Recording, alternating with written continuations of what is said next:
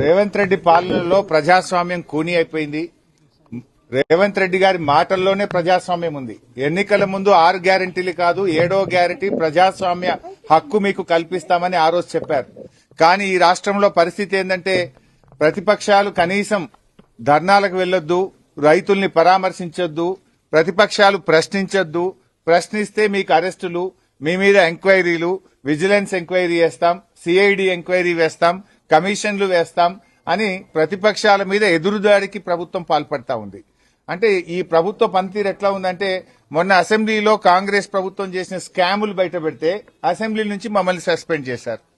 ఈ రోజు పరిగిలో మరి కన్నీరు మున్నీరుగా విలపిస్తున్న రైతుల్ని పరామర్శించడానికి మేము వెళ్తా ఉంటే ఈ రోజు మమ్మల్ని అరెస్ట్ చేసి శంషాబాద్ పోలీస్ స్టేషన్ లో పెట్టారు.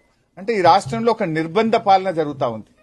ఈ రాష్ట్రంలో రేవంత్ రెడ్డి పాలన ఎట్లా ఉందంటే గడీల పాలన, బేడీల పాలన, నిర్బంధాల పాలన, ఒక గుడ్డి పాలన నడుస్తా ఉంది, ఒక పోలీస్ రాజ్యం నడుస్తా ఉంది. ఇది ప్రజాస్వామ్యానికి అంత మంచిది కాదు.